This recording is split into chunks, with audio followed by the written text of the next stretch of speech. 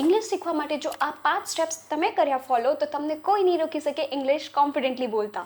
Let's see the step number 1. Step number 1, લિસનિંગને base બનાવો. જ્યારે બી તમે કોઈ બી ઓડિયો સાંભળો છો તો તમે ડિફરન્ટ વર્ડ્સ અને ફ્રેઝીસ સાથે ઇન્ટ્રોડ્યુસ થાઓ છો, તો મેક શ્યોર કે તમે એનું પ્રોનાઉન્સિએશન ઉપર ધ્યાન રાખો. સ્ટેપ નંબર 2, રીડિંગની હેબિટ બનાવો.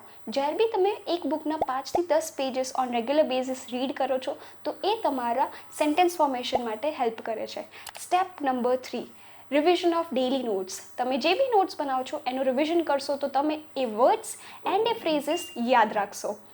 Step number 4, daily conversation. Daily conversation કરશો તો તમને બોલવામાં કોન્ફિડન્સ આવશે. સ્ટેપ નંબર 5, ફીડબેક લો અને એ ફીડબેકના અકોર્ડિંગલી ઇમ્પ્રુવમેન્ટ કરો. તો આ 5 સ્ટેપ્સને ભૂલશો તો પછી ઇંગ્લિશ તો ઇઝીલી નથી જ શીખો. સો મેક શ્યોર કે તમે અમારી ચેનલને ફોલો કરો છો અને શેર કરો એવા ફ્રેન્ડ્સને જે ઇંગ્લિશ બોલવામાં સ્ટ્રગલ કરે છે.